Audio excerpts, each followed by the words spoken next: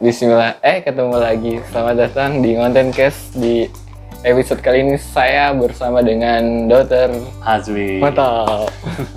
Dok, lanjut yang kemarin part kedua. Yang pertama kita udah bahas apa tuh? Soal hernia, Dok. Tuh gimana, Dok? Lanjutannya, Dok? Sedikit ringkasan aja yang kemarin supaya nggak lupa. Siap, mantap. Kan ada 4 grade nih hernia itu ya kan. Yang pertama reponibel, dia bisa keluar masuk. Yang kedua irreponibel. Dia nggak bisa keluar masuk, jadi dia benjol terus tapi nggak ada keluhan lain. Nah, sekarang yang kita mau bahas itu yaitu incarcerata sama strangulata. Oke. Incarcerata dia bisa keluar tapi dia nggak bisa masuk lagi. Bisa keluar, nggak bisa masuk. Nah, terus ada keluhan ileus, keluhan di bagian perut. Dia muntah, dia nggak bisa BAB, nah gitu. Itu kuncinya. Ya, jadi kalau misalnya dia ada benjolan nih, hernia di biji, terus dia nggak bisa BAB, ada muntah, ada mual, nah itu udah incarcerata. Tuh, Itu ya. incarcerata itu Hernia letaknya di mana? Misalnya hernia di biji ya, berarti skrotum. Hernia skrotum sebelah kanan atau kiri, kanannya dextra, yang tipe incarcerata gitu. Oke. Dok, ini saya kayak gini nggak apa-apa ya? Santai nggak, Bro? Nggak apa-apa dong. Mantap. Sembari nulis, Dokter. Iya. Sembari. Gitu bro. Nah yang satu lagi kan tadi, apa tadi Tri? Strangulata ya? Strangulata tuh udah fase yang paling terakhirnya deh. Yang fase yang paling gawatnya, karena dia udah kejepit, habis itu peredaran darahnya juga mampet. Karena saking strangulate, namanya strangulata itu strangulate itu kan menjepit gitu. Nah sama nih tangan kita aja kalau nggak dikasih darah 5 menitnya biru kan? Iya benar. Sama pun juga begitu, sesuatu yang masuk ke dalam itu tadi, misalnya usus kejepit terus, udah biru gitu. Itu yang paling bahaya. Jadi kalau misalnya ada benjolan, nyeri, jangan tunda-tunda, langsung masuk ke rumah sakit, langsung ke rumah sakit IGD. Nah, bawa ke IGD. Bawa ke IGD. Oh, berarti penyebabnya yang bisa sampai parah begini karena dia didiemin atau gimana? Ya satu karena didiemin, yang tadinya dia reponibel kan bisa keluar masuk, jadinya dia terlalu banyak yang masuk, jadinya kejepit bisa. Ya, yang kedua karena ada tekanan di perut, jadi dia batuk kronis, batuk terus, jadi kan tekanan di perut berulang-ulang, gitu kan, jadi ketekan-tekan terus ke dalam benjolannya jadi masuk, bisa batuk kronis atau ngeden, ngangkat berat. Oh iya, angkat berat ya. Workout tapi yang posisinya salah gitu. Karena posisinya tuh nggak asal ngangkat-ngangkat beban aja. Gitu. Kalau sepedahan? Sepedahan nggak? Oh enggak, Sepedahan nggak itu aman. Kan sepeda. Dokter Andri. Sepedahan aman. Aman sepedaan gitu Tri. Nah dok, penanganan pertama saat hernia kejepit tuh gimana dok? Oke, nah misalnya nih orang yang udah punya hernia pasti dia ngerasanya tuh udah nanti aja orang nggak nyeri, nanti aja orang nggak sakit gitu kan. Nah dia ke dokter kalau sudah sakit, which is kalau misalnya sakit itu berarti udah strangulate, ya kan. Hal yang pertama kita logika aja, dia masuk ke suatu benjolan ada di bawah misalnya di biji, ya kan dia kena gravitasi tuh. Kita mengharapkan supaya dia bisa masuk lagi, jadi posisinya harus lebih tinggi daripada perut.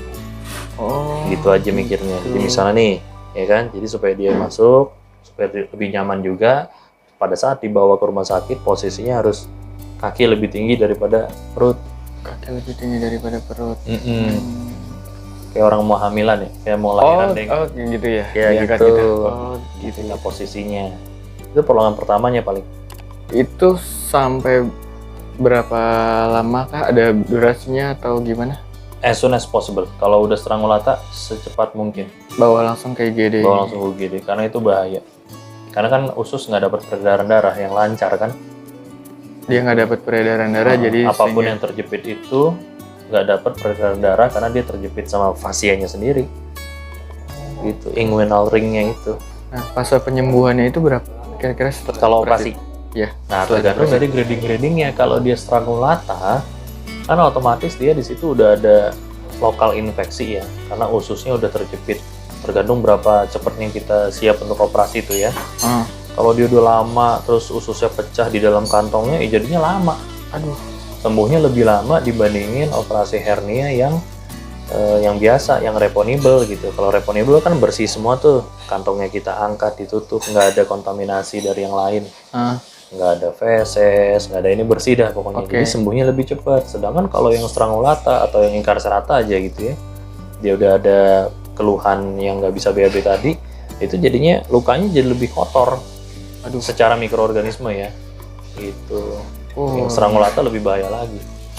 Gitu. Jadi kalau emang punya hernia, punya turun berok, itu jangan tunda-tunda karena takutnya kejepit dia. Oh gitu. Lebih baik lebih cepat ya dok ditangani ini. Lebih baik, dan operasinya jadi lebih nyaman, sembuhnya lebih cepat gitu. Gitu sih.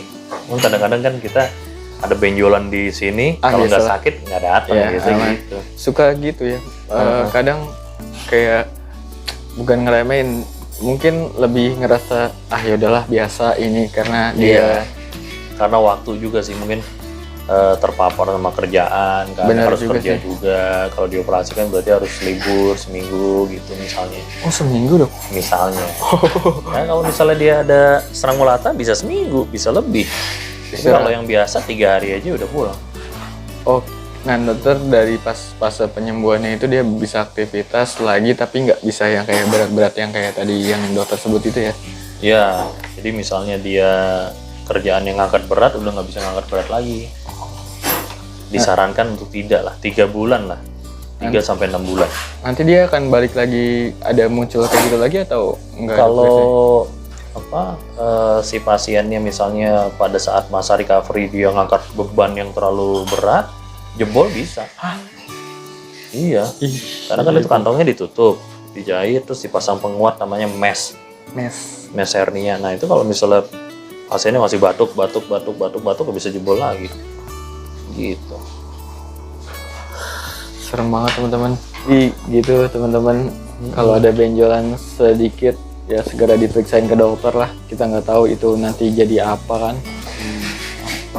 Jadi sekian untuk konten case yang lumayan amat singkat karena dokter Azwin mau